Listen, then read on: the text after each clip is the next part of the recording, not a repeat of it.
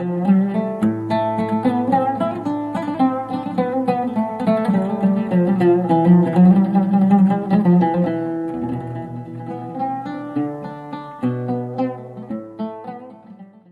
الله الرحمن الرحیم. الحمد لله والصلاة والسلام على رسول الله. خۆشەویستانی کەناڵی ئاسمانی پەیام بینەرانی بەرنامەی بەفەڕ، سەلام و بەرەکەتی خودای گەورەتان لەسەر بێ. خۆشحاڵین کە خوای گەورە دەرفەت و تەمەن و ماوەیدان لە ئاڵقەیشتری بەرنامەی بەفەڕ بە خزمەتی ئێوەی ئەزیز و خۆشەویست گەیشتینەوە. خوای گەورە لە پیت و فەڕ و بەرەکەتی خۆی بێبەشمان نەکا، بەرەکەت بخاتە کردار و گفتار و سەرجەمکایەکانی ژیانمان و تووڵی تەمەنمان. عزیزان، لاڵقەی ئەمجارێ بەرنامەی بەفەڕ لاژێر نێونیشانی بابەتێکی زۆر حساس کە لە ڕۆژگارێکی وەکو ئەمڕۆدا زۆر پێویستمانە، ئەویش بریتە لە تۆکمەیی خێزان. ئێمە دەبینین کە لە ڕۆژگارێکی وەکو ئەمڕۆ کۆمەڵێک هۆکاری ناوەچی و دەرەچی هەن کەوایان کردووە تۆکمەیی خێزان بش لە ژێ و شیرازەی کۆمەلگا بە شێوەیەکی گشتی تێک بچێ، هەم لە ڕووی نەریت، هەم لە ڕووی ئەخلاقی کۆمەڵایەتی و هەم لە ڕووی دینداریشەوە. جا بۆ تاوتوێکردنی ئەم باسە ئاخۆ تۆکمەی خێزان چۆن بیپارێزین؟ ئەو هۆکاران چین کەوا دەکەن ئێمە بەردەوام بین لەسەر نەریتی جوانی کورداواری خۆمان و لە شەرع جوانەکەی خۆمانە بەردەوام بین بۆ ئەوەی خێزانێکی تۆکمە و جوان و ساغ و چاک و پاک بەردەوام بێ، و هەروەها ئەو هۆکاران چین کەوا دەکەن کە شیرازەی کۆمەلگا و شیرازەی خێزان تێک بچن. بۆ دەردەشە و تاوتوێکردن بابەتە لە خزمەتی مامۆستاشی ئازیز و خۆشەویست ڕێزدار جەنابی مامۆستا شێرزاد عەبدولحەمید، پێشنەژ وتارخوێنی مزگەوتی گاوانی کوردی لاگردە چاڵ. مامۆستا جان سەلامی خوای گەورە لەسەر بێ و زۆر بەخێر. عەلەیکم سەلام و ڕەحمەتوڵڵاهی و بەرەکاتوه. جەناب خۆ بەخێر. زۆر سپاس، خاڵێد ڕازی بیا خۆمەستا. مامۆستا جان سەرەتا دەمەوێت هەم لە ڕوانگەی شەرعەوە هەمیش پێناسەیەکی خێزانمان لەبەر بکەی، دواتر بڕۆینە سەر تەوەرەکەمان بەگشتی. بسم الله الرحمن الرحيم. الحمد لله رب العالمين، صلى الله وسلم وبارك على سيدنا محمد وعلى آله وصحبه وسلم أجمعين. سرتا زۆر خۆم بە خۆشحاڵ دەزانم و پڕ بەدڵ بە خێراتنی جەنابت و ستافا بەڕێزەکەت دەکەین کە ئەزیەتان کێشا هاتن ئێرە، کەەوەش ڕێزەکە بەڕاستی هەم لۆ مامۆستایان و هەم لۆ بانخوازان خوای گەورە پاداشتی چاکەتان بداتەوە ئینشەڵڵا. خۆ بەخێر و مامۆستا. دیارە بابەتەکەی کە جەنابەت سەرتا ئاماژەت پێکرد بابەتێکی بە تایبەتی لە ئەو ڕۆژگاری ئێستا زۆر زۆر حساسە. هەموو کاتێکی باسکردنی خێزان هەر گرنگ بووە، بەڵام لە ئەو کاتەی کە بەڕاستی انحراف و لادانی ئەخلاقی فکری هەموو لایەنەکانی ژیان پەروەردەی بەرەو شڵەژان و بەرەو داڕوخان چووە لە ئێستاکە زۆر زۆر گرنگ و زۆر پێویستە. جا ئەگەر سەرەتا وەکو پێناسێکی بەسیتی ئەو هەوەی خێزانی بکەین، خێزان یەکەم مامۆستا خەلیەی ناو کۆمەلگایە، یەکەم دڵۆپە ئاوی ناو ئەو دەریا فراوانەیە. ئەگەر هاتوو ئەو دڵۆپە ئاوە ئەو خەلیە پاک بوو، خاوێن بوو، هەموو کۆمەلگا پاک و خاوێن دەردەچی. هەروەکو خوای ڕەبی العالەمین دەفەرمێ وەلبەلەدو الطەیب یەخڕوج نەباتوه بئیذنی ڕەبیه. ئەگەر خاکێک خاوێن بوو ئیلا بەربوومی خاوێن دەدا، بەڵام وەلەذی خەبوثە لا یەخڕوج ئیلا نەکیدا. بەڵام ئەگەر خاکەکە خاوێن نەبوو ئیلا شتی درک و ناخۆشی ئەوانە دەداتن. زۆر جوانی شەو ئاەتی جودا نەکەین لەو بابەتی کە خوای ڕەبی العالەمین بە یەکێک لە بەڵگا هەرە بەهێزەکان لەسەر عەظەمەتی خۆی باسی کردیە. ومن آياته أن خلق لكم من أنفسكم أزواجا لتسكنوا إليها وجعل بينكم مودة ورحمة إن في ذلك لآيات لقوم يتفكرون. براسي أجر أما بمعنى بدواي أو رحمتي داب قرين، بدواي أو مودة أو خوشويسي داب قرين، أو ببزي داب قرين، ألو آياتي داب مدستبري دكين. چونك پیغمبر صلى الله عليه وسلم أفرمي سعادتي دنيا قلق زورة. أجر بدين كان دنیای وەکو ئێستا کە کردیتیانە دۆزەخ لە خەڵکی، ئەگەر نەیکەنە دۆزەخ بەهەشتەوەکەیەکە لە سەرزەوی. هەروەکو پێغەمبەر صلی الله علیه و سلم ئەفەرمێ الدنیا متاع وخير المتاع المرأة الصالحة. دنیا خۆشی زۆری تێدا، بەڵام خۆشترینش لە دنیا ئەوەیە کە هاوسەرێکی صالحەت هەبیتن. ئەویش چیە کە تەماشات کرد دڵت خۆشکە، کە ئەمرت پێ کرد جێبەجێ کە ماڵەکەت بەجێهێشت خیانەتت لێ نەکات. و بە هەمان شێوە لە بۆ ئافرەتانیش بە هەمان شێوە پیاوێکی صالح و پیاوێکی چاک و پیاوێکی پاکە. کەواتە پێغەمبەر صلی الله عليه وسلم کە لە فەرمودەیەکیدا کە ئەویش هەر ئەو مەفهومەی دەداتن ئەفەرمێ ئەلا ئین فی الجەسەد مضغە، پارچە گۆشتێکی لە لاشەی بەشەر یان مزەخەیەک هەیە، ئەگەر هاتو ئەو پارچەی چاک و باش و پاک بوو هەموو ئەندامەکانی باش دەبن. ئەگەر ئەو فاسید بوو خراپ بوو هەمووی فاسید دەبیتن. ئەوەش چیە؟ قەلبە. بەڕاستی خێزانیش قەلبی ناو کۆمەلگایە. دەتوانین بڵێن خێزان دەولە سەغیرە، ینی دەوڵەتێکی بچووکە. ئەگەر هاتو ئەمە توانیمان لەو دەوڵەتەی سەرکەوتوو بین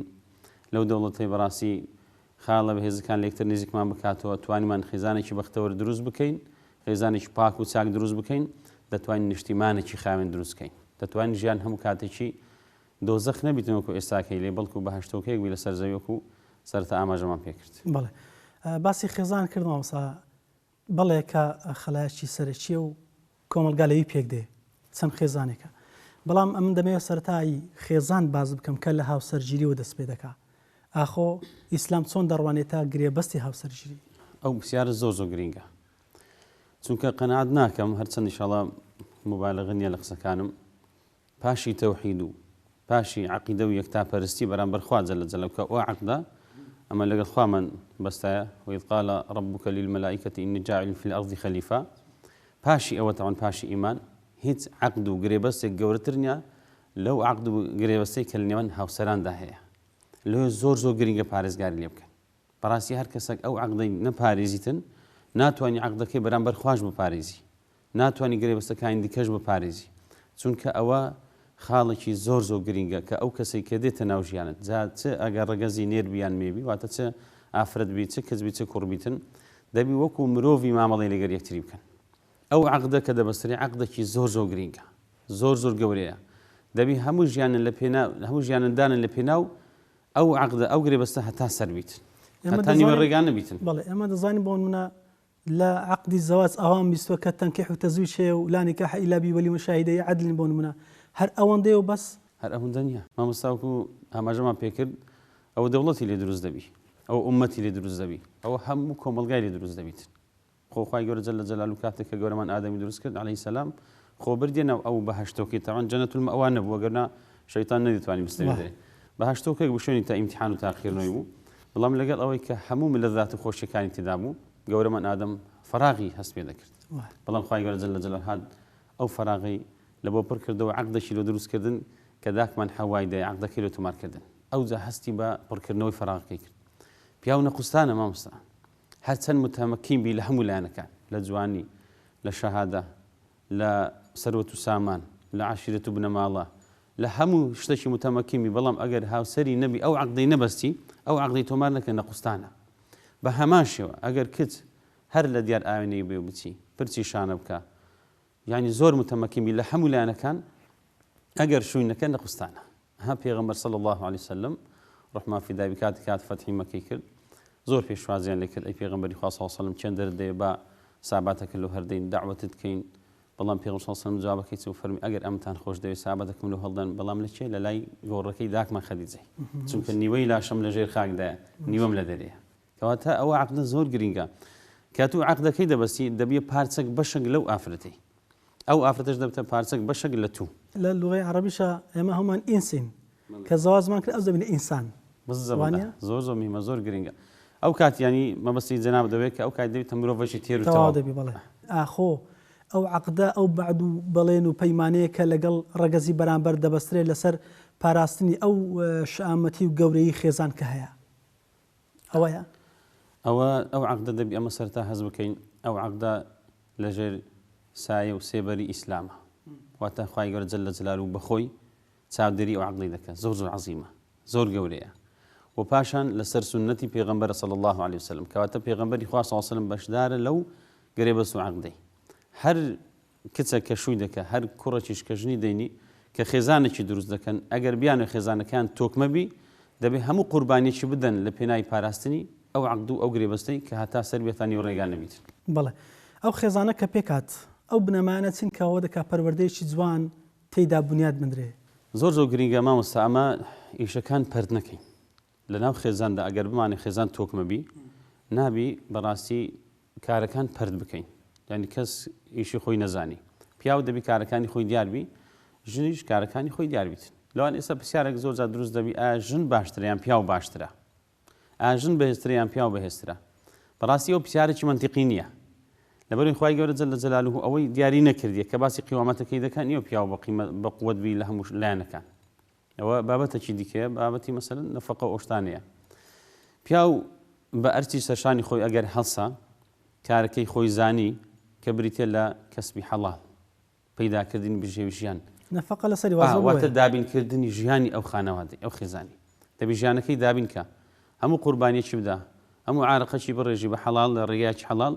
و تاکە ئەو خێزانەی پێ بگەینی. ئافرەتانی سەڵف ساڵە مامۆستا کاتی خۆی کە پیاوەکانیان دەهاتە دەر لە ماڵی تون سنگی پیاوەکانیان دەگرت یانگۆ پیاوەکە لەخوا بترسە زۆر گرنگە وەڵڵاهی ئافرەتانی مەش ئەمە چوینە دەرێ ئەو پەیامەی خوامان بدەنێت کە خوای گەورە لە چەندین ئاەت ئەفەرمێ ئیتەقوا الله وانیا لە خوای بترسن ئەی پیاوەکان خواردنی حراممان لۆمەینەوە چونکە تەحەمولی برسێتی دەکەین بەڵام تەحەمولی ئاگری دۆزەخ ناکەین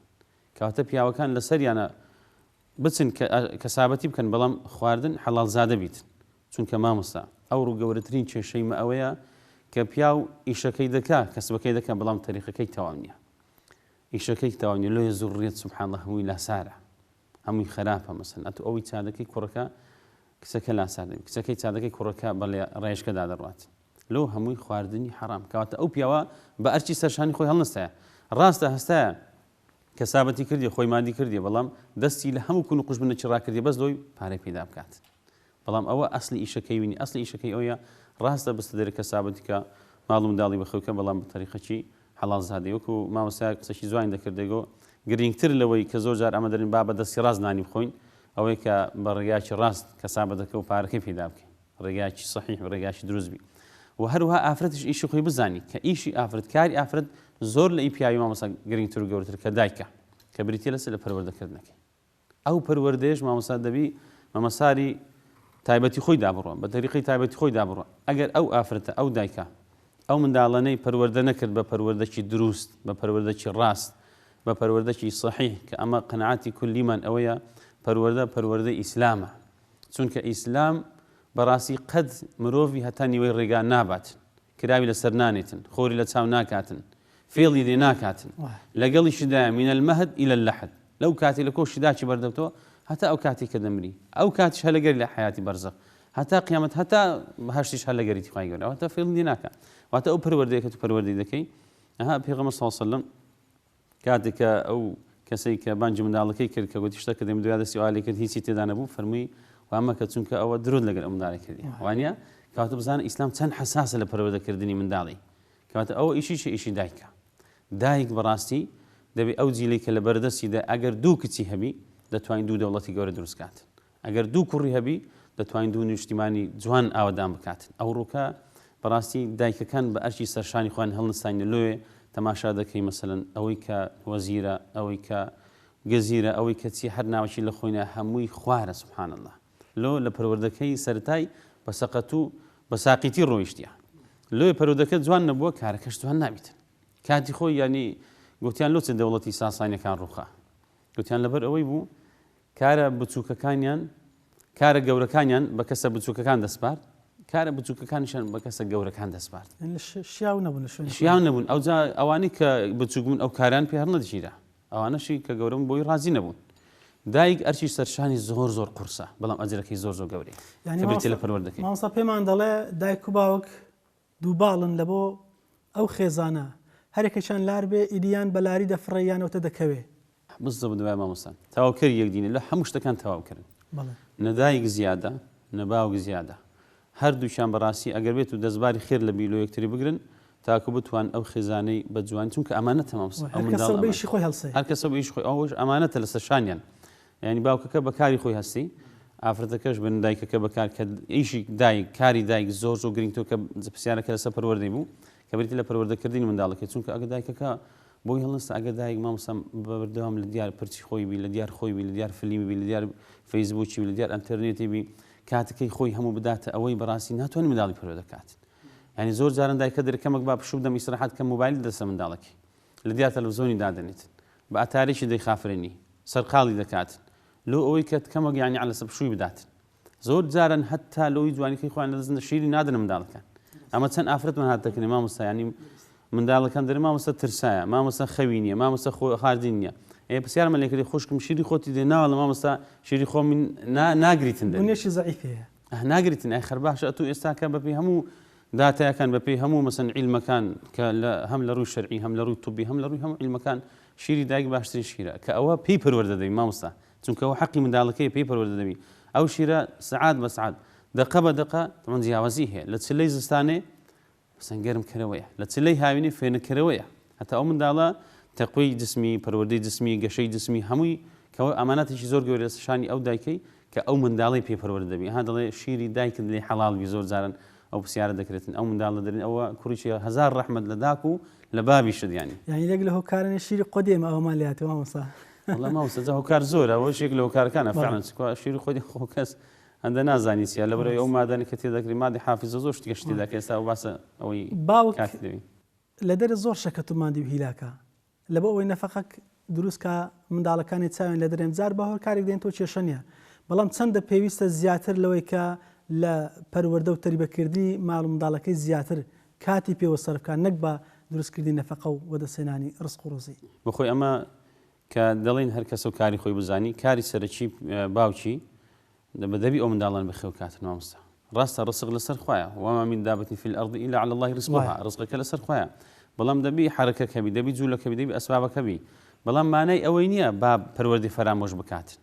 چونکە ئێستا باوک کات زۆر جارن دایک نامینێ ڕۆڵی داچیش دەبینیت یان زۆر جار ئافرەت هێدەوامی هەیە پیاوەکە ڕۆڵی داچی دیتێ لە ماڵی مانای ئەوەی نییە لەسەر حیسابی پەروەردەکەی بی پیاویش هەندێک شت هەیە پەروەردەکە پێویستی بە بابی بەڵام ئەوەی کە خاڵە جەوهەریەکەی خاڵە سەرەکیەکەی مامۆستا ئەوەیە ئافرەت کاری پەروەردەکردنی منداڵە کەمە دەڵێن منداڵ معنای ئەوەی نییە ئافرەت لە مەتبەغی بی ئافرەت لە غورفەکی داخراو بیتن ئافرەت ئومەتی پەروەردەکە مامۆستا تەماشەیکە کتابەک هەیە ئەو منداڵین بێ باوک گەورە بوون توانیان ڕێڕەوی تاریخ بگۆڕن وانیا یەک لەوانە پێغەمبەر صلی الله علیه وسلم یەک لەوان هەتا باسی ئەو کلینتۆنی دەکرێت کە مەسەن بۆ ڕئیسی ئەمریکای یعنی زۆر کەسی دیکە کە بابیان نەبوو داچن گەورەمان شافعی گەورەمان بوخاری ڕەحمەتی خوایان لێبی خۆ ئەوانە بابیشان بەبێ داگلۆ چونکە پەروەردەکان دروست بوو ڕێگایشی زۆر دروستیان گرتە بەر ینی مەبەستمان ئەوە نییە پیاوەکە بچی کەسابەتی یاخر ئافرەتش هەبوو هاتی گلەی کردی مامۆستا وەڵا منداڵەکانی من بابیان نابین ئەسێر لە ئۆسەری دەڕۆ ئەسێر لە ئۆسەری دێتەوە کەواتە هیچ کاتێکی بابیان نابین باب هەر خەریکی کەسابەت و کۆمپانیا شەریکە و مەشغوڵم سەر خاڵم ناتوانانی بپڕژێتە سەر پەروەردەکردنی منداڵەکان بەڵام ئەوەش گوناهە ئەوەش تاوانە هەموو حەقەکە نا بەس ئەوەی کە وەکوبرەی ڕەکیزەکەیە پەروەردەکە لە بەردەستی ئافرەت دێت چونکە ئافرەت سەرەتا مامۆستا منداڵ خۆی دەرێن شیری هەتا پیری کاتی خۆی مامۆستا ژینگە ئەو ژینگە پیسە نەبوو ئێستاکە هەیە کاتی خۆی ژینگە خاوێن بوو ئەمە ئێستا منداڵ بووین داهاتینە کۆڵانەکان داهاتینە گەڕەکی داهاتین هەر شوێنێکی ئەمە ئەو ژینگە ئەمەی پەروەردە دەکرد ئەو ژینگە ئەوها فاسید نەبوو کۆمەلگا بەگشتی پاک بوو خاوێن و مامۆستا بەس ئێستا کۆمەلگایەکە ئەتوو ینی متمانەت نییە زمانەت و گرنگتنی ئەو منداڵە لا سار و خراپ دەرنەچی دەستە دەر کۆمەڵە برادێکی خراپ ئەو جا لەولای ئەو خاتە ئەو هەموو شەبکاتی کە هەیە مەسەلەن لەولای ئەو هەموو کافتریای کە هەیە لەولای ئەو هەموو قاوەخانێکی ئەوە هەموو ئەو ڕێگا و تەریقانی کە دەمێ ئەفو مامۆستا پرسیارەوە لە بەڕێستام کەم ئەو خاڵانە چین کەوا دەکەن خێزانێکی تۆکمە و پتە و دروست بیتن تەمان ئەو خاڵانەش کە ئەمە بمانێ خێزانێکی تۆکمە دروست بکەین بنەماکانی دروستکردنی خێزانی برین بەختەوە ئەوەیە ئەمە دەبی ئەو قەنەعەتەمان هەبیتن کە ژن کە پیاویش نە پیاوەکان یوسف ئاسانە هەندە جوان بن و هەندە متەمەکین بن لە هەمولایەنەچی و نە ئافرەتەکانیش وەکو حور العینن یعنی هەمومان نەقوستانیمان هەیە هەمومان سیفەتی جوانیشمان هەیە جا ئەو هۆکارێک کە ئەمە تێیدا بەختەوەر بین بە هەردوو لامان کە هاتینە خاڵی هاوبەشمان لە بینی خۆمان کۆ کردەوە توانیتمان خێزانێکی بەختەوەر دروستکەین سەمامۆستا زۆر جار ئەمە ژنی دەبین پیاوی دەبین بەیەکەوە لەناو ئۆتۆمبیلە چینە لە پارکە چینە لە شوێنە چینە ژن و پیا پێکەوە لەوانە زۆر جار ئەمە بە خۆمان ئەوها فکر بکەین و کە بە خۆمان کێشەمان هەیە لەگەڵ خێزانەکانمان بڵین ئەوان زۆر کێشیان هەیە یان بڵین ئەوان زۆر مرتاحن کێشیان نییە خۆزگەمان بەوان بەڵام مانای ئەوە نییە زۆر جار بە زاهیر حکم دەدەین مامۆستا هەموو خێزانێک کێشەی هەیە هەموو خێزانێک مشاکلی هەیە بەڵام ئەمن تەنەزولم کردیە لە زۆر لە حەق و مافەکانی خۆم وەکو پیاو و خێزانەکەشم زۆر تەنەزولی کردی لە حەق و مافەکان یعنی بە هەموو شتێکی من ڕازی نییە ئەمنیش بە هەموو شتێکی ڕازی نیمە بەڵام دەبێت ئەو حەقەتەی بزانین دنیا جەنەت المەوا نییە دنیا شوێنەکە کە تێیدا قۆناغێکی ئینتیقالی چۆن لە ناو ڕەحمیداکمان وەسیلەیەکە بۆ گەیشتن دووەڕۆ بزن ئەوجا بەڵام ئەمە کە تەنەزولمان کردی لەوەتر توانیتمان ژیانێکی دروستکەین کەواتە ئەگەر بمانێ ئەوها بەختەوەر بین بەڕاستی دەبی تەنازول لە یەکتری بکەین مامۆستا تخوا پرسیارێک لێرە دۆزەی بمبورە ئەگەر باسەکەی خۆت لەبیر نەچێ ینی بۆ نمونە پیاوێک ئافرەتەکەی کامل بەدڵ نییە بەوە ڕناوەسەی لەوانەیە دڵی خەتەرە بکە بۆ لایتر بڕوە ئاخۆ ئەوە عیلاجە یان ئەوە تەقەنەعەت بەوەی خۆی بێنی بۆ نمونە بە حەڵالی ئەگەر توانی دەسەبەری کای خاڵی دووەم سێم کێشەک نییە، بەڵام چۆن بتوانی بەردەوام لەسەر ئەوەی کە بە حەڵالی خۆی هەیە بتوانی قانعی بە بەشێکی خوای گەورە پێیدا و لا ڕێی نەکا. ئەوە خاڵێکی زۆر گرنگە کاتێک ئەم زۆر لە عەقدی زەواجی لە بینی مەسەڵەن هاوسەرەکان ئەوەی باز دەکەم دەڵم کاتێک کە ئەتوو ئەو کەسە ئەوجا زەیدە عەمڕە یان کچەکە مەسەڵەن خەندێ هەناوەچی لێیە کە بە قسمەتی ئەو کوڕی دەبیان کوڕەکە ئەو کچە بە قسمەتی دەبی قەناعەتی کولی خۆت لەسەر ئەو گەنجەی دابنی. ئەتوش قەناعەتی کولی خۆت لەسەر ئەوی دابنی ئەوە کە لە دایک بخوای گەورە لەو توی نووسە کە ئەوە هاوسەری تۆ کە خزم ئەوە جوانترین پیا ئەو پیاوە باشترین پیا ئەو پیاوە سەخاوەترین پیا ئەو پیاوە دەبی خدا لۆی داناوی خوای لۆی دانەی خۆ لۆی هەڵبژاردی ئەوە لۆی خوای گەورە هەموو ڕێگاکانی و ئاسان کردی. زەمان مەساوە هەل لەسەر ئەوەی جەنابەت تەوان دکتۆر محەممەد ڕاتم ناولیسی شتێکی زۆر خۆش دەگیرتەوە دڵی کاتی خۆی گەنجێک دیارە تەڵێ ببووی و لێ نزیک بووە گوتی ژنی هینە کاتێک کە ژیانی هاوسەری پێکەوە هینە 6 مانگ پاش 6 مانجی سبحان الله تووشی سەرەتانی ڕەحم بوو ینی ئافرەتەکە 6 مانگ سەرەتایی ینی هەر سەرەتای زەواجە هەدەری هەر بووکو زاوانە ینی خەزوری ئەو گەنجەی بڕاستی وجدانێکی زۆر زیندوی هەبوو هات گوتی کوڕ شیرینە ئەمە کچەکەی خۆم دەبمەوە تووشی وەرەم بووە قوتار نابیتم تازە ئەتوو ژیانشکە لە خۆ دروستکە دەتوانانی ژیانشکە دروستکەی خوای گەورەش ڕێگای دای گوتی ناقەسەم بەخواوە ناکەم گوتی ئاخە و پارەی زۆری دەوێت خەیاڵی دەوێت تاتو لی سرف دەکەی گوتی قەی ناکە دەرێ ئەو پارەی هەیبوو لی سرف کرد مامۆستا هەتا خانوەکەشی لە ئەو ئافرەتەی فرۆشت ئاخریش ئافرەتەکە مرد سبحان الله 100% ینی ئەوە تەقدیراتی خوای بەڵام نەخۆشیەکە وا دەدەکەوی دەیزاین دەمریت بەڵام ئەو وەکو وەفاءن ینی چونکە بەڕاستی ئەتوو کە ژیانی هاوسەرگیری دروست کرد ئەگە بتەوێت بەختەوەربی دەوێت لە سەرەتادا لە متمانەت بە یەکتری هەبیتن زۆر جارن کە ژنمارە دەکرێ مامۆستا ینی دەرێ مامۆستا لە 200 مسقال زێڕی مارەکە ئێمەش دەرێن باشە لۆ لە 200 مسقال زێڕی مارەکەین کەواتە سیقە نییە دەرێ وەڵڵی ئاخر نەوەک سبەینێ تەلاقی داتن با 200 مسقال زێر لە سەری تەمار گوتم هەر سەرەتا ئەنگۆ سیقەتان بە یەکدرینی هەر سەرەتا ئەنگۆ ڕۆح ئینتیقام و تۆڵسەنەوەتان بەرامبەر یەکتریە ئەو ژیانە چۆن بەختەوەر دەبن یعنی چۆن سەرکەوتو دەبن چۆن دەتوان خێزانێکی تۆکم دروستکەن قەت ناتوان ینی لێ بەڕاستی ینی قەناعەت زۆر گرینگە زۆر مهمە کە ئەو ئینسانی بەختەوەر بکات بینەوە سەو خاڵانێکەوە خێزانەکەی خێزانی هەرشێک لێمە تۆکمە و پتە دەکات مامۆستاگەر شتێک مایە باسەکەی ئەگەر نەدەڕێن سە پرسیارتر پرسیاری جەناب دەوەی باشترین کارچکارێکە بکەین ینی لۆ ئێمە خێزانەکانمان تێدا تۆکمە بی بەختەوەر بیتن تەمان ئەمە دەچین خزمەت قورئان چونکە ئەگەر ئەمە بمانەوێتن ئەوەی کە سەرەتا ئاماژەمان پێکردبێکیان بەسینەوە کە یەکەم خەلایە کە خێزانی تێدا دروست دەبیتن ئەگەر خاوێن بوو هەموو ژیان خاوێن دەبی هەموو ژینگە خاوێن دەبیتن پێویستمان بە هیچ خاوێنکەرەوەی نابیتن ئەو ژیانش دەبی قورئان پێناسی بکاتن چۆن دەتوانین ئەمە ئەو ژیانی ئەو خێزانی ئەوها تۆکمە و پارێزگاری لێ بکەین قورئان خدا رب العالمین ئەفەرمێتن لە یەکێک لە ئاەتەکان من عمل صالحا من ذكر أو أنثى وهو مؤمن هەر کاتێک تەماشەی بەس باسی پیاوی ناکات بەس باسی ئافرەتیش ناکات ئەفەرمێ هەردوو پیا و ئافرەت ژن و پیا و هەردوو هاوسەرەکان دەستباری خێریان لە بۆ یەکتری گرت هەردووچان لەسەر ئەو ئەساسی وتعاونوا على البر والتقوى هاتن ینی کردەوەی چاکیان ئەنجامدا بزانە مامۆستا کردەوە زۆر مهمە بەڵام کردەوە عملی صالح کە ئەگەر عمل صالح بوو خوای گەورە چ دەداتەمە ئەمە زۆر جارن ئێستا گلی و گازانی دەکەین کافر و مسلمان بە دوای شتێکی دادەگەڕێ ناشی دۆستەوە سبحان الله چونکە کاری پێ ناکاتن بریتێ لە بەختەوەری خێزان بریتێ لە تۆکمەی خێزان هەمووسا من برادەرەکەم هەبوو کاتی خۆی پێکەوە بووین زۆر پێکەوە بووین لە گەڕەکی الحەمدولله دوای ماستێری لە بریتانیا تەواو کرد ڕۆژێک هات سەردانی منی کرد بۆ ئاخر دکتۆر تەواو کرد الحەمدولله خوای گەورە لی مبارەک کاتن پرسیارێکم لێ کرد گوتم لەوێن دەرێ ژیانی خێزانی کووە گوتی مامۆستا شتێکی زۆر عەجیب لەو جەرمەوە گوتی ئەمن برێن دکتۆرەکەی سەرپەرشتی بەحثەکەی من دەکرد ئەو لە تەربیە ریاضی گوتی کاپتنەکەم بنی ڕۆژە گوتی فڵان کەس ناوی ناینم مەچۆوە گوتی پێکەوە نانی نێوڕانی پێکەوە دەخۆین گوتی ئەمەش گوتم باشە گوتی کاپتنەکەم دکتۆرەکەم تەمەنی 6 ساڵ دەبوو گوتی ئەوها دوای ئەوەی کە تەواو بووین لە ئیشەکانمان دانیشتین سفرەی دانە پێکۆنانمان خوارد ئەمن ئەو خێزانی دوو منداڵیشی هەبوو گوتی کاتێک کە دانیشتین ئەوها ویستمان نانی بخۆین دەستی بە گریانی کرد زۆر گریا گوتی سبحان الله ئەوجان پرسیارم لێ کرد گوتم باشە کاپتن لەبەر چ دەگریەی گوتی عمرم 6 ساڵە یەکەم جار ئەوها دادنیشی پێکۆنانی دەخۆین بزانە مامۆستا تەماشای ئیسلام کەمە ڕۆژی 3 جاران پێکۆ دادنیشتنی خێزان لۆیە کەمترین سەرێشە ئەمە هیتمان ئەگەر بێت و کار بە شەریعەتەکەی خۆمان بکەین وەکو خوای رب العالمین کە فەرمووی من عمل صالحا من ذكر أو أنثى وهو فلنحيينه حياة طيبة أو حياة طيبة أو زخواي قرد ما داتي أجر عمل ما صالح أجر عملك صالح نبيتن طالح بيتن ولا حياتك التي توكلي أتكي باسي دكاتوا باشا فرميتن سي ولا نجزينهم أجرهم بأحسن ما كانوا يعملون باشتري بهذا شخواي قرد داتوا أو ما ديبونه بزيع ناتيتن لون منا جور ما زكريا كاتك يا رب العالمين باسي جور ما زكريا دك جور ما زكريا معلومين زنابتا طبعا كبسال ذاك كتبه خزانك شيء عاقربه ونيا والله لو كاتي سبحان الله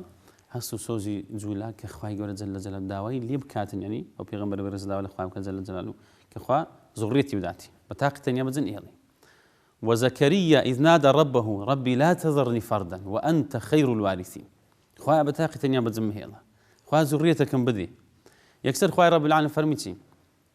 فاستجبنا له ووهبنا له يحيى وأصلحنا له زوجة فرمويد والله من داوى والله من داوى من دالش من داوى بخوش من نوم من دالك هناتي يحيى باشن خزانك كعاقرب ومن دالي هنا دبو أساسا خزانك شمان شاكر دوش فاهم له هنا أو ذا خدا رب العالمين كأفرمي باشن لا آتك كتوكريتي أفرمي أو أنا تيان ذكرت يعني ويسارعون في الخيرات ونيا بيجبرتيان ذكرها عملي صالح يعني أبو ويسارعون في الخيرات ويدعوننا رغبا ورهبا وكانوا لنا خاشعين يعني اول شرط شي زور غريغ اسام لير بيامش ارسي خوشكان دكم بريان دكم ين بياو كان افرد كان انغو هرمرن با بياو كان باجبن هرمرن بياو كان برين افرد كان باج كاك هردولا دي باجبي هردولا عملي صالح بكات يعني افرد هي مثلا بيان تبع شلون يجي هي بياو كان يجي بيان انا كمان بصح يتداوي اوش دك زوريه تساق والله زوريه تساق درناتي زور غريغ هردوك ها باش ما مثلا چونك او من دالك دروز زبي لهردو كان دروز زبي يخرج من بين صلب وترائب لهردو كان دروز زبي ايش بعذاب وغضب او دسته بالضبط ما مستوالد يعني اخيري او عند من قربان دوي صحيه له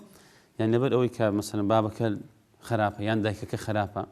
زور وي لسرت هذا بزاني شي هل دبجيان ددي شي او ما لواني او درفته ما نبي بس او يمكن بلان فعلا يقل حق ما في من دالك كان كما خزاني شتوك مدروس كاين اويك بياو بقري بسوري ما نديبونش زور بكاتن وكو ادم اسا لتياي تورا بورا بيت جدي دا بيرش مامبرين حواء لجدي بستا عرفي لو يقدر يكتب بينوه لو بياو دبي براسي بقريتن هتا افرت شي صالح وبن مالي ساق بنتو او حق ما في من دالي ما وصل لو هتا من دالك ساق وكو باو كات خدري منتي نسكرك خدك ودي كورشيرن بيج او اتول دايوي ام زور بتو ما نديبما ساقتي بابا بتسمع نديبوي ايش تعمل دايق ما قلت كرم زور قرام زور هيلاق بوم زور جاقا ورقام كرد دسي زور خلق ماس كرد حتى بس داك تساق له تبين مو اسكو داك تساق حق ما زناي ما وصدمي بسياري او كم او هو كارانتين كدبنه هو اويكا شيرازي كوملغا يعني او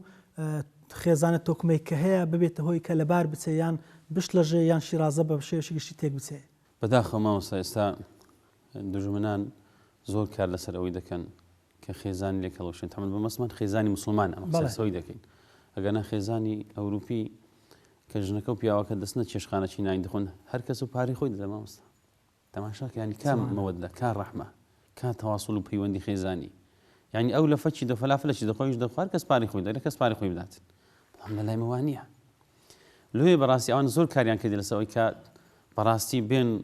قورتني قنبلي لنا خزان دا بتقي النوا كور ريزي بابي نقري ريزي داش نقري وجنا كان ريزي بياو كان نقرن او زي او بهما شو بياو كان ريزي خزان ومدال كان اخوان نقرن زي يقله هو كان برتوازي خزان بريت اللوازي ايمان ما صقر ايمان من لوازو لاخوات رسان كمبو بيركرنو لقيامته كمبو براسي اوكاتي كابره حقي خوينا هذا حقي خزان كود دات سبحان حقي خوينا هذا حقي بياي كود دات حقي خوينا هذا حقي مدالي تسون دات المامسا كانت لوازي ايمان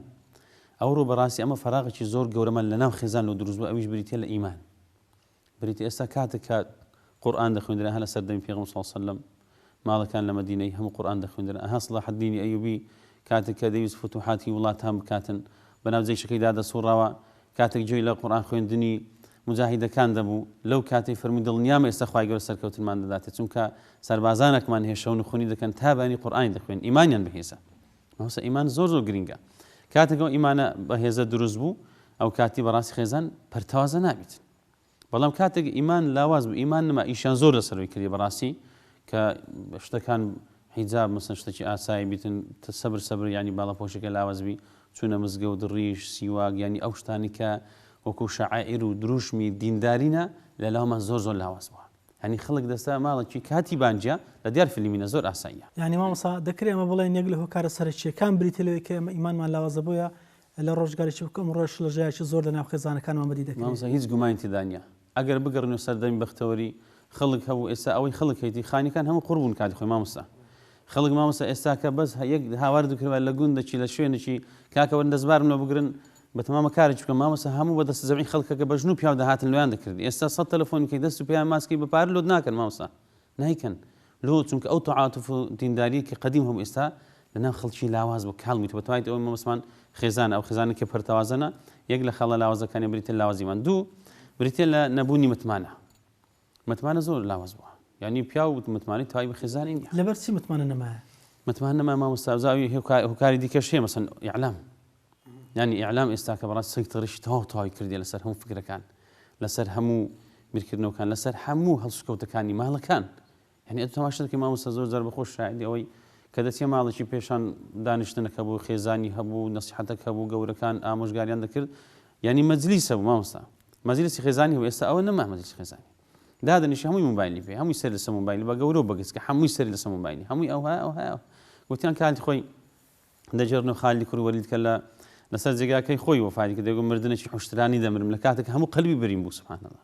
ئەوزا قورئان هینە ئەو هاتوون بە سینجی خۆی وەنا وتی ئای قورئانەکەم لەبەر جیهادکردن نەمتوانی زۆر لە خزمەتتدا بم ئەمەش دەیفێرین ئای قورئانەکە لەبەر جیهازی ینی کۆ موبایلیە وە قسەیەکی ماوەستا خاڵقی ئەمزار دەجێڕتەوە لەبەر جیهازەکە ینی ئەمە نەماتوانە لە خزمەت قورئانەکەدا کاکە قورئان لەو لەسەر مصحفی ناخینی وەڵا لەسەر موبایلی ئاسانترە لاقی لە سلاقیدا پشتی بە دیواریدا قورئانی دەخینی یعنی ئەوەش بەرەو کاڵی چوو بەڕاستی نەبوونی متمانە ئیمامی شافعی ڕەحمەتی خوای لێبی ئەفەرمێ متمانە پردەکە کە دروستی دەکەی نابێ ئەو پردەی بڕوخێنی چونکە لە کاتی گەڕانەوەی پێویستت پێ دەبیت یعنی ئەمە ئێستا کە لەناو خێزانەکانمان متمانە نەمایە تەلەفۆنێک دێ پیاوەکە دەری قرت و فرتە یعنی بە هەمان شێوت مامۆستا لەسەر تەلەفۆنیشن تەراق درا لەسەر تەلەفۆنی وەڵڵا جارێک کوشتن ڕوویدایە لەسەر تەلەفۆنی ئەو چیە متمانە نەبووە لەسەر تا متمانە خێزانەکەی خۆی متمانەی پێێتی بەڵام کە دەڕاتە لە دەرەوە زۆر شت دەبینی گومان لە بۆی دروست دەبی بە هەمان شێوە ئەوجا نەمانی ڕاستگۆی ینی درۆمان دید مامۆستا هەند درۆیان لۆ کردین ینی هەند مەسەن ئێستا ئەو درامانی کە لەسەر درامە ینی درۆ مامۆستا ئەو درامانە هەموو ینی ئافرەتەکە دوو مێردی هەیە مێردەکی بە دزی هەیە مێردەشکی هەیە دوو مێردکی لەو لە هەیە پیاوەکە دوو ژنیەکی بە دزی هەیەکی بە حرامێکی بە حەلال ینی تەماشای ڕاستگۆیت میستاقیت لەدەست درا لە نێوان خێزانەکان پاشان حرامخۆری زۆر خەتەرە حرامخۆری پیسخۆری مامۆستا هاتە ناومان وەکو پێغەمبەر صلی الله علیه و فەرمی سەردەمەک دادێ کە جیهانی پیاوی چاکە تەپ و تۆزی ڕیبای دەکەویتە سەری سەماڵەکان زۆر مامۆستا ینی کەسابەتەکان بەداخەوە زۆری حرامزادێت چونکە خواردنی حرام زۆر گرنگە زۆڕیەتی حەڵالزادە دروستی پاشان گوناهی زۆر بەربڵاو ئەوی دیکەش کە ئیعلام ئەوە ئیعلام زۆر خەتەرە ئێستا کە بەڕاستی ئیعلام کاریگەری تەواو سەیتەری تەواوی کردێ بە بیسترا بە بینرا بە خوێندرا و هەمووی لەسەر خێزانەکان کە بەڕاستی پەرتەوازە بن شیرازی خێزانەکان تووشی انحراف و لادانی زۆر ببن بەڵێ هەرێک لەو خاڵانێک کە باس کرد هەرێکە و بەرنامێش تایبەتی خۆی دێ مامۆستا دەمەوێت زیاتر لێ قوڵ بوو ینی چۆن بتوانین سەیتەرە بکەین ینی ئەو هۆکارانێک کە باست کرد چارەسەرەکانی چین زۆرێک لە خێزانەکانمان تێی کەوتون هەندێکیان بە پاچی ماون چۆن بتوانن پارێزگاری لێ بکەن تا تووشی ئەو عەلیل و هۆکاران نەبن کە دەبێتە مای پەرتەوازەبوونی خێزانی شتۆکمان ئەمە زۆر زانم باسی دەردەکان دەکەین بەس دەرمانەکان لە بیر دەکەین زۆر گرنگە باسی دەرمانەکان بکەین ینی کۆتایی دنیا نیە قیامەتش دانەهاتیە دەردەکان چەند گەورە بن ئیسلام چارەسەر لۆدانێت چونکە ئیسلام زۆر عەزیمتر و گەورەترە دەرد چەند گەورەبی ئیسلام چارەسەر لۆدانەیە چارەسەری گرفتەکان یان چارەسەری ئەو پەرتەوازەی خێزانی چۆنە خدا رب العالمین ئەفەرمووی ئین تەنازەعتم فی شەیء کاتێک ئەنگۆ لە شتێکی ناکۆک بوون گرفتەکتان هاتە پێش نەخۆشی و نەخۆشیێکتان هاتە پێش چ بکەن فەڕودوه إلی الله والرسول بگەڕێنە لای خوا و لای پێغەمبەر صلی الله قورئان و سونە مامۆستا ئەماگە دەست بە قورئان و سونەی بگرین ئەخە قورئان شریعەتێکی مستەقیلە پێویستی بە هیچ ئەفکارێکی نییە دەوڵەمەندی کە بەخۆی دەوڵەمەندە بەڵام ئەمە ناچین ناوی سنەتی پێغەمبەر صلی الله علیه و سلم یعنی تەماش مامۆستا تەسەوور کە ئیسلامك ئاودەستی کردبی باسی چوونە کورسی دەسەڵاتی نەکردیە ئیسلامك باسی نان خواردنی کردبی باسی چونکن خێزانی کردیە باسی پەروەردەی خێزانی نەکردیە باسی حەق و مافی ژنی نەکردی باسی حەق و مافی پیاوی نەکردیە وردەکاری هەموو شتێکی لەمە بەڕاندیتەوە بەڵام ئەمە وەکو گەورەمان عومەری کوڕی خەتاب فەرمووی ئەگەر گوریسەکمان بەزر کردبا لەناو قورئانە دەماندیتەوە مەبەستی چ بخۆ قورئان هەموو حەلەکانی کردی هەموو چارەسەرەکانی کردیە جا دەبی حەقەتێکی هەیە بزانین چێشە کۆتایی دنیا نییە کێشە مانە ئەوەی خێزانێک هەڵەوەشە کێشە بەشەکە لە ژیان دەبی ئەو قەناعەتە کولیەتی و کێشە بەشەکە لە ژیان چۆن لە سەردەمی پێغەمبەری صلی الله علیه و سلم کە خوا مامۆستای بوو جەلە جەلالەوە بەڵام کێشەی نەبوو پێغەمبەر صلی الله علیه و سلم کێشەی هەبوو جاروێ داهاتومارێ هەر نۆ خێزان یان نەزە خێزان یان نۆ خێزانی هەمویان هاواریان دەکرد پێکەوە بەو ژیانی ڕازی نینە ژیانەکانی خێزانەکانی مەلی کوڕم و ئەوانە هەموو خرخاریان لە پێ لە ڕوو برسێتەوە ینی ژیان بۆ شوازنی ئەتوو سەرکردی ئەتو هەموو شتێک لەبەر دەزای بەڵام ئەمە ژیانمان ڕۆژێک تێر دە ڕۆژ برسی پێغەمبەر صلی الله علیه و سلم عاجز بوو ماڵەکەی بەجێهێشت وانەبوو یان کێشەی هەبوو لەو مامۆستا هەتا داکمان عایشە کاتێک پێغەمبەر صلی الله علیه و سلم خێزانشکەی هەبوو خواردین لۆ هینا کۆمەڵک سەحابەتی خۆ لە دەوری بوو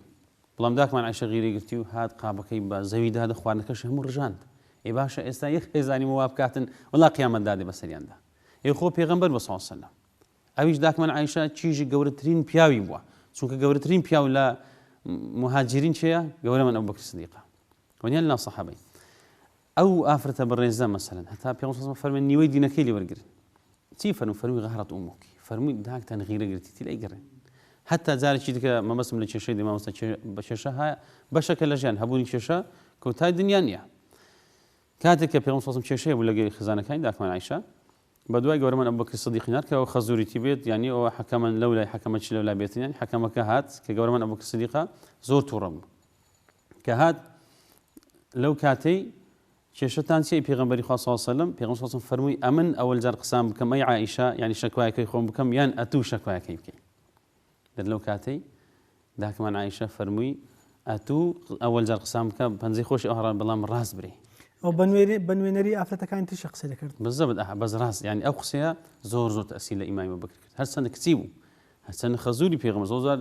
یعنی خەزوور لە کچەکەی خۆی دەپارێتەوە نییە بەڵام ڕای کرد غاری دا لە داکمان عایشەی بدا بەڵام داکمان عایشە لە ترسان چوو خۆی لە پشتی پێغەمبەری صلی الله علیه و سلم ئەوجا پێغەمبەر صلی الله علیه و سلم فەرمووی ئەبوبەکر ئەتومان بان کرد لەوەی حەلی کێشەکەمان بکەی کاکە ئەتومان باگ نەکرد کێشەکەمان قوڵتر بکەی یەکسەر بڕۆ مارە دەرە ئیمامی ئەبوبەکر بە شەرمەزاری ڕۆیشت و ئەوجا پێغەمبەر صلی الله علیه و سلم فەرمووی ئەها عایشە کاتێک کە ناخۆشە چ لەوات هەر ئەمن فریاد کەتم یعنی هەر پیاو بەکەل چێژنەکەی دێتن بەخوای لە ماری بابی میوانە وانیا بەڵام کە دێتەکەم پیاوەکەی ڕسقەکەی لەکەم پیاوەکەی کەواتە هەبوونی کێشە بەشەکە لە ژیان کێشە ژیانی تێک نادا بەڵام ڕاکردن هەراتن ئەوە ژیانی تێک دەدا دانیشتن دەست لە چۆکوەرینان دەستەوەسان ئەوە ژیانی تێک دەدا دەبی هەستی ڕوبەڕووی کێشەکەی بیەوە بەڵام بە دڵسۆزی ئەگەر خەتای تو وەکو ئافرەت دان بە هەڵەکی دابنێ ئەگەر خەتای تو وەکو پیاو دان بە هەڵەکی دابنێ چەند خۆشە گیانی لێبوردن مامۆستا پێغەمبەر صلی الله علیه و سلم ئەفەرمێ سێ شت بە سێ شتی ئیلا زۆر دەبیتن کەم ناکات کەسێک کە ماڵی خۆی بەخشی لە ماڵەکەی زیاد دەکات کەسێک کە کەسی عەفو کرد ئیلا خوا عیزەتی دەداتی ئەتوو باشترین کەس کە عەفوی هەڵەکی هەبوو خێزانی خۆتە یان پیاوی خۆتە یعنی ئەو کاتی کێشە هەبوون بەڵام ئەگەر هاتوو ئەمە هەستاینە سەر پێ ڕامان نەکرد دانەنیشتین لەو کێشەکانمان حەل کرد کێشەکان بە ئاسانی حەلەون یعنی کێشەکان بکەنە مەدرسەیەک نەک ببێتە هۆی کە زۆر جوان کاتێک کە ئەمە بەڕاستی ئەو مامۆستا زۆر گرنگە من جارێکی لە ژمارەکرد نەچی بووم دکتۆرێکی بەڕێز لێوێ دانیشتبوو کاتێک ژنەکەم ئەمارە دەکردن دەگوت تا قسەکەم کرد کەلیمەکەم برن پێشکەشی خەڵکی کرد قسەی زۆر جوانی کرد گوتی مامۆستا من تازە لە مالیزیای هاتیمەوە گوتی لە مالیزیای هەر کچێک بێوی شووی بکاتن هەر کوڕێک بێوی ژنی بیتن مەدرسەیان لەو دەکەنەوە 6 مانگ دەورەی تەقیان لەو دەکەنەوە کوو ببتە پیاوەکی سەرکەوتوو لە ژیانی خۆی ئەو کوو بتە خێزانێکی سەرکەوتوو ئافرەتەکە لە ژیانی خۆی ئەو دەورەی دەبینی ناخۆشی تێدا ژیان خۆشی تێدا پێکەنی تێدا گریان تێدا هەوراز و نشەی تێدا دەبی هەموو شتەکانی لەوە لە بەردەستی دانی نەک ئەتوو برێ ئەمن چوم مێردم کردەوە یعنی ئەوە بەهەشتە و خەلاص وانە یان برێ ژنم مینا خەلاص گەیشتمە ئامانج خۆم ئەوانە ئەوە دەبی بزانی وەکو جەناب باسی مەدرسەکە دەچینە ناوی ئازیێتیدا ئازاری تێدا زاروێ مەسەنەها هەتا ژن و پیان پێکەوە کێشان کەمە کە منداڵ بوو کێشە زیاد دەبی کە مندار گەورە بوو کێشەکە زیاتر دەبی کە بوو کە خەسوو بوو کە دیسان ئەوە کێشەکان زیاتر دەبن خەمەکان گەورەتر دەبن بەڵام مانای ئەوی ئەتوش پلە و پەیات زیاتر دەبی مانای ئەوی ئەتوش گەورەتر دەبی ئەها دەبیە باب ئەها دەبیە باپیر ئەها دەبیە خار دەبیە مام کۆمەڵێک پلە و پای وەردەگری لەوەی کەواتە ئەو لە قیامەتیش هەر باشە و لە دنیاش هەر باشە کەواتە باشترین شت ئەوەیە کە خۆ ڕاهێنان بیتن لە هەبوونی کێشەی نەک ڕاکردن لەبەر کێشەی بیتن نەریتی کورداواری خۆشمان هاوشان لەگەڵ شەرع جوانەکەی خوددا سبحانه وتعالى دنیاک ڕێسا و یاسا و نەریتی جوانی تێدایە ئێمەش وەکو کورد ینی چۆن شانازی بە و ڕەسەناتی خۆمان بکەین و ئەو کلتورە جوانی خۆمان بپارێزین مامۆستا ئەگەر تەماشای مێژووی کوردی بکەی وەکو مێژوو بەڕاستی کورد هەر لە قەدیمەوە بە میلەتێکی بەغیرەت ناسراوە ئێستا چۆن لە ناو خەڵکی مەسەرن قوڕیشەکان و لە جەزیرەی عارەبی هەندێک هۆز هەملۆن منە بەنی شەیبان ئەوانە هۆزێک بوون ینی لە کاتی شەڕ و جەنجیش ئافرەتی هەندەستی دژمن نەکەتیان کوردی جواب بوو مامەسە کورد میلەتێکی زۆر بەغیرەت بوو خاستان لەسەر ئەوەی مەسەر قەزەی ناموس و حیفزکردنی لە عیفەت ئەوانە زۆر زۆر بەغیرەت و بەحیا بووە زۆر بە شەرم بوو ینی بە شەرم ئەوە کەشی غیرەتی هەر هەبوو ینی بەڵام ئێستا کات لۆچ ئێستاوەمان لێ هااتێ بەڕاستی ئەمە زۆر پێمان ئاساییە ینی ئافرەت ڕوود بیتن زۆر پێمان ئاسایی ئافرەت ینی ئەگەر بە ڕەجعەتی دادنێ مامۆستا ئێستا ئافرەت خۆدا پۆشی بە ڕەجعەتی بە متەخەلیفی دادنێت گەنجێک ینی بێتە مزگەوتێ دەرئەتوو 20 سار لە پاشی عالەمی 20 سار عفو مامۆستا چوای کردێ بۆ منە ئێستا هەرێکێک لە ئێمە ئافرەتەکانمان زاک کچە خوشکە خێزانە ئەگەر پیاوێک دەستی بگرێ دنیای لەسەر خرا دەکا ببینی لە پەنایەکە بەڵام کەچی بە خۆی ڕووتی دەکاتەوەی دەڕازێتەوە دەیباتە دەستی خەڵکی هەڵی دەپەڕێنی ئەو کاتە نۆرمالە ینی چوای کردی ئەوە تەبعاً کاریگەری ئەفکاری ڕۆژ ئاوا کاریگەری بێگانە بابرین بێگانە جە بێگانە هەموو شتەکانی کە دەگریتەوە یعنی لە ئەسڵا غیرەتی هەیە بەڵام ئەوها لێ شەرعاندراوە کە بەو شێوە نێریتەکە بڕۆ ئاساییە مامۆستا ئەوشی لە دەستدایە بەخۆی مامۆستا ئەو غیرەتەش لە دەستدرایە چونکە ئێستا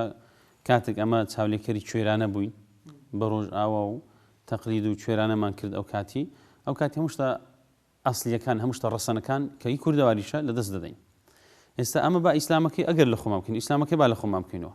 وەکو میلەتە یان میلەتی کوردەواری وەکو باسم کرد لە مێژوودا کە هێشتا ئاوەتە ئیسلامیش میلەتێکی بەحیا بوو بە شەرم بوو هەتا مامۆستا خۆ پێشتر ئیسپانیەکانش شاژنەکانی هەموو داپۆشرا بوون ینی هەتا ئێستا جوولەکەکان خۆشنەکان داپۆشراون ئێستا لا یازال شاژنەکانیش هەر بە حیجاب دەردەکەون بۆن منە زۆر چات لە حەفلاتەکان ئەوجا ئەوە کوردەواری شەروا بە مامۆستا بەڵام کاتێک هاتن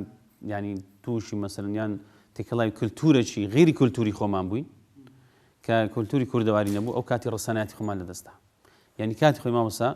دەڵێن لەو قەڵاتەی شاری هەولێری کە هەولێر بە قەڵاتی بەناوبانگە وانیا لەو قەڵاتەی پیاوەک دەستە داخوازی کچێکی بەڵام پرسیار دەکات لە دەوروبەری خەڵکی ناو قەڵات تەمەنەوە خەڵکی قەڵات هەرژانی تێدا بووە دەردەمانێ ئەو کچەی بخوازین ئایا ئەو کچە کچێکی چۆنە بنەماڵێکی چۆنن دەرێ وەڵڵاهی مەچۆ داخوازی هیچ دەرێ دەری کاتی خۆی ینی ئەو کاتیەوە باز دەکەم دانێ 70 سال پێش ئێستابەکەی کاتی خۆی داپیری ئەو کچەم دیتە کە لە قەڵاتی هاتە خوارێ کەمەگلاق و گۆزینجی دیار بووە مەچۆ داخوازی یعنی ئەو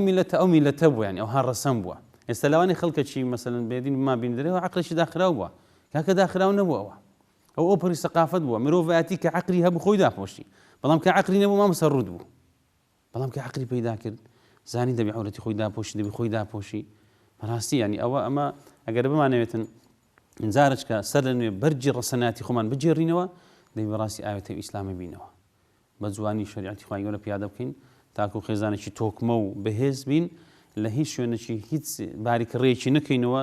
دوژمن دزەی بکات خێزانەکانمان لێک هەڵەوشێنیت ئەو کارانێکەوە بەڕێستان باستان کردێکەمە کۆتا پرسیارە مامۆستا ئێمە لە دوو حەلاوە و چێژی ژیان دەگەڕین ئاخۆ ئەو چێژ و تەمەتوعا لە باوەشی ئیسلام و نەریتە جوانەکەی کورداری خۆمان هەیە یان ئەو لا ڕێیەکە ئێستا کە لە بۆمان بە مۆدێرن هاتووتە پێش مامۆستا خۆی شەکرمان هەیە خێمان هەیە هەردووچیان سپینە وانیا بەڵام بە چ دەزانین ئەوان شەکر ئەوان خەیە بەتامکردن وەڵڵاهی ئینسان بکا کە با بڕۆ ئەوە مەسەلەن ئەوە عەرزوو ئەوە گەز بەوەرە ئەتو ئیسلامی تاقی کردەوە دەری تاقیم کردەوە تاقیشی نەکردو تەمان ئەفکاری ڕۆژ ئەوە تاقیکەوە ئەوە چەند ساڵە ئەوە 30 ساڵە مەسەن ئەمە ئەوەندێک کە تەمەنمان تێدایە ئەو خەڵکە مەسەلەن ڕووی لەو هەموو مۆدیلات و لەو هەموو بێسەروبەریە کردی کات چ لەزەتێکی لێ کردی مامۆستا چ خۆشێکی تێدا دیتیا هەر چەند گوناهی بکاتن ئاخیری هەست دەکاتن کە ئەو بەڕاستی بارێکی زۆر قورس لەسەر شانیتی لەسەر دڵیتی هەست دەکاتن بەڕاستی ئەو کەسە نییە ئەو کۆپی پێستە ئەوە نسخەی ئەسلی خۆی نیە ئەو کەسەچکەی حرەکەی پێ دەکەوت دەیجوولی باشە چوا دەکە هەمومان دەزانین ئەوانە ئەو لا ڕێدانە دنیات لێ زەیقەتەکە چی نەخۆشی و ناخۆشە تووشت دەکا خۆشی و ژیانیشت هەموو لا دەنێ لەبەر چیش بەرداوە من لەسەری مامۆستا جان خوای گەورە چۆن ئەمەی دروست کردیە ئەمەی کە دروست ئێسام کە بلە بە کامێرەکەی ناتوان مەسمە پێوە ئەگەر ڕابۆسم خوای گەورە ئەو سەرە دروستی کردیە لەناو سەر تەمان عەقلی تێدایە چاوی تێدایە زۆر شتی تێدایە منی هەستی بیستن و بینین و تامکردن هەموو شتێکی تێدایە ئەوە سەرە دێ خوارە لێرە خوای گەورە جەلە جەلە نەفسی دروست کردیە دێ خوارێ شەهیەی دروست کردیە وەکو خواردن دێ خوارێ شەهوەی دروست کردیە ئەو هۆی هۆکاری کە ئێستا ئەمە ڕەسەنایەتیمان لەدەستدایە ژیانمان تەسلیمی عەقڵەکی نەکردیە پەروەردەکرابیتن بە ئیسلام ژیانمان تەسلیمی شەهوەتی کردی مامۆستا